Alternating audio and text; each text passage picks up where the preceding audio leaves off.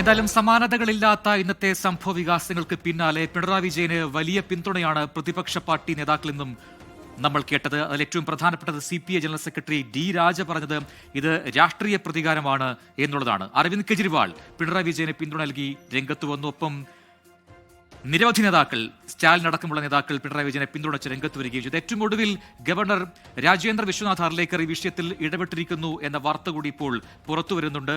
DGPയോട്, സംസ്ഥാന പോലീസ് മേധാവിയോട് ഇതുമായി ബന്ധപ്പെട്ട കൃത്യമായ കാര്യങ്ങൾ ചോദിച്ചിട്ടുണ്ട്. എന്ത് സംഭവിച്ചു എന്നറിയാൻ ഗവർണർ ഇപ്പോൾ നിർദ്ദേശം നൽകിയിരിക്കുകയാണ് DGPയോട് എന്ന വാർത്ത കൂടി ഇപ്പോൾ പുറത്തു വരുന്നു. പക്ഷേ പൊതുജനങ്ങൾ ഈ വിഷയത്തിൽ ഏത് രീതിയിലാണ് പ്രതികരിച്ചത് എന്നുകൂടി നമുക്ക് നോക്കാം. അത്തരം പ്രതികരണങ്ങളിലേക്കാണ് ഇനി.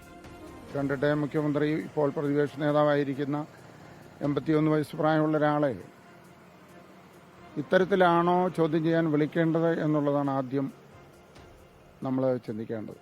പിന്നെ ഞാൻ ഡൽഹിയിൽ നടന്നിട്ടുള്ള ഒരു ഗൂഢാലോചന തന്നെയാണ് ഇതിൻ്റെ പിന്നിലുള്ളത്. ആരായാലും തെറ്റ് ചെയ്ത് ശിക്ഷിക്കപ്പെടണം.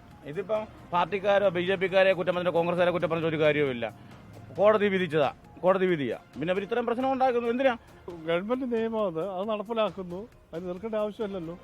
കേരള ഹൈക്കോടതിയുടെ ഇതിലാണല്ലോ ഇപ്പം റെയ്ഡ് വന്നിട്ടുള്ളത്. സത്യസന്ധമായിട്ടുള്ളതാണോ ഇല്ലെന്ന് നമുക്കറിയില്ലല്ലോ. പുറമേ കിടന്ന് ബഹളം ഉണ്ടാക്കിയിട്ടുള്ള കാര്യമുണ്ടോ? ഒരു കാര്യമില്ല. DD അന്വേഷിച്ച് കണ്ടുപിടിച്ച് അവരകത്താക്കണം. അതാണ് നിയമം, അതാണ് വേണ്ടത്. ഉദ്യോഗസ്ഥന്മാരുടെ വാഹനങ്ങളൊക്കെ തല്ലിപ്പൊളിക്കാന്ന് പറഞ്ഞാൽ അത് മോശമല്ലേ? പൊതു വാഹനമല്ലേ? കേസ് അന്വേഷിച്ചിട്ട് തെറ്റുണ്ടെങ്കിൽ കണ്ടുപിടിക്കട്ടെ. അവർ അന്വേഷിക്കട്ടെ. അതിന് മുമ്പേയൊക്കെ ഇങ്ങനെയൊക്കെ ചെയ്യണൊക്കെ മോശമല്ലേ?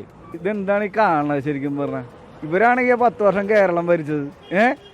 ശരിക്കും നമ്മൾ സാധാരണക്കാരന് ചിന്തിക്കാൻ പറ്റില്ല. ഇവർക്ക് വിവരം എന്ന് പറഞ്ഞ സാധനം ഉണ്ടോ ശരിക്കും പറഞ്ഞാൽ?